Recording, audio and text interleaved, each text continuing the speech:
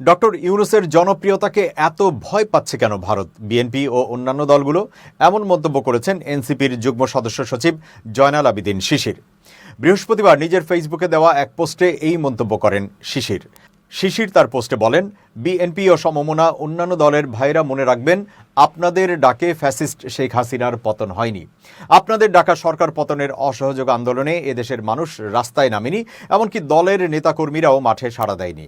2023 সালের 20 December BNP ঘোষণা দিয়েছিল শেখ হাসিনা নেতৃত্বাধীন সরকার পদত্যাগ না করলে অসহযোগ আন্দোলন চলবে। উল্লেখ করে এনসিপির এই নেতা আরও বলেন, সরকারকে খাজনা, ট্যাক্স, পানি, বিদ্যুৎ বিল ইত্যাদি না দেওয়ারও ঘোষণা দেয় বিএনপি। মজার ব্যাপার হলো, সেই কর্মসূচি এখনও চলমান।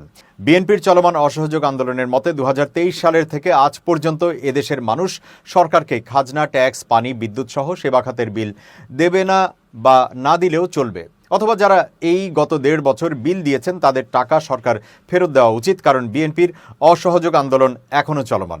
শিশির তার পোস্টের শেষে উল্লেখ করেন, বিএনপির উদ্দেশ্যে বলছি, লজ্জার কিছু নেই। 1.5 বছর হয়ে গেছে তো কি হয়েছে, এবার অন্তত সেই অসহযোগ আন্দোলন কর্মসূচিটা আনুষ্ঠানিকভাবে প্রত্যাহার করে নিন, অথবা গত 1.5 বছর সরকারকে দেয়া জনগণের খাজনা, ট্যাক্স, পানি, বিদ্যুৎ বিলের টাকা মওকুফ বা ফেরত দেওয়ার ব্যবস্থা করে দেন।